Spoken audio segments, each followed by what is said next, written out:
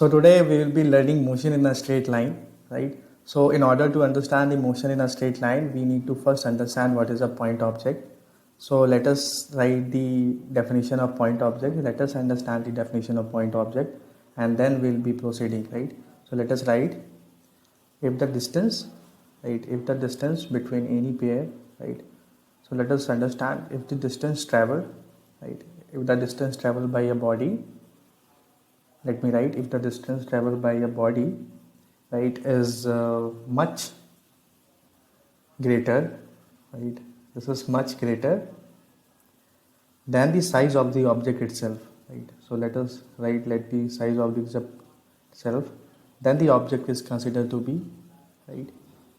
So let us write then the object will be considered as a point object. So right, so let us understand if the distance between a body, right, if the distance traveled by a body, right, is much more greater than the size of the body itself, then that point will be known as a point object, right.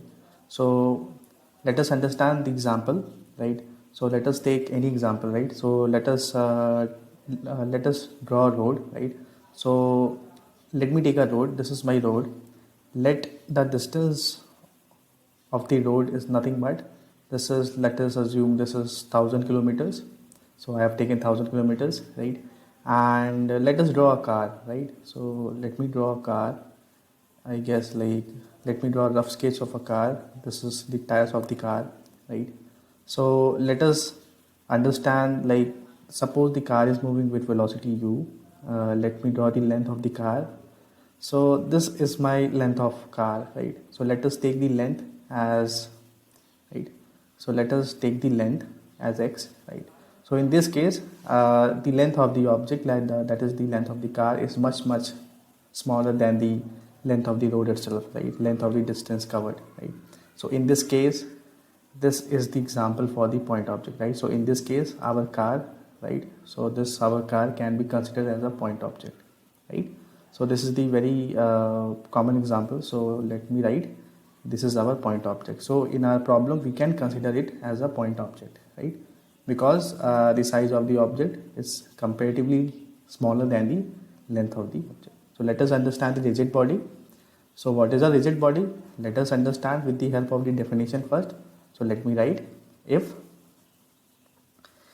the distance between, right, if the distance between any pair of particles, right, any pair of particles does not change, right. So let me write does not change, then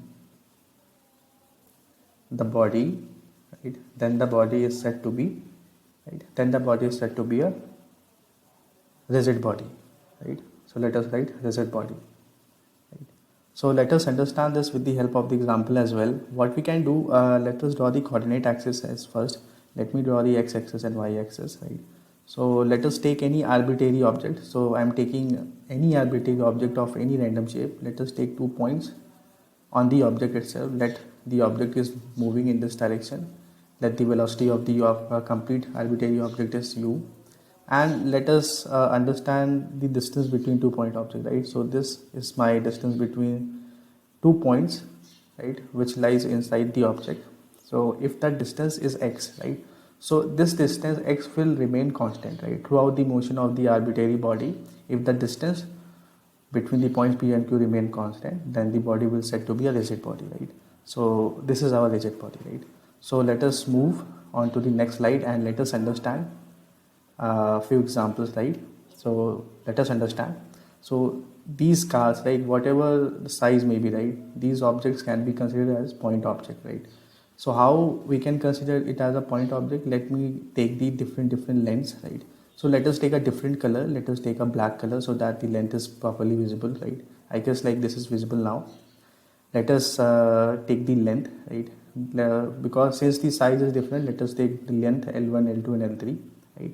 So what we can understand from this, right, because the length, right, because the length, for example L1, if we take L1, right, so if L1 is less than comparatively, right, let us take the distance traveled by the car is 1000 kilometers, right. So if the distance is very less, right, compared to the length of the object, so then all these cars can be assumed as a point object, right?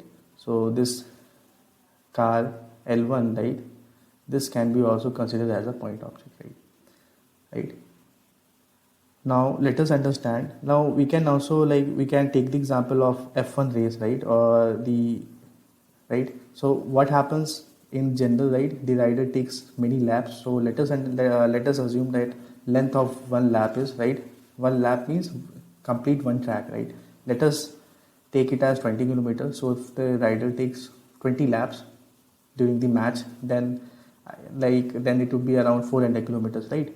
So if I take the length of the car, right? So let us take the length of the car. Let us take a thinner line. So this is my length of the bike, right?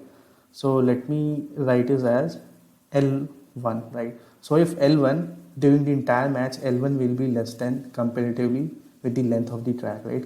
With the length of the complete distance covered by the bike itself. So in this case, our bike will be considered as a point object, right?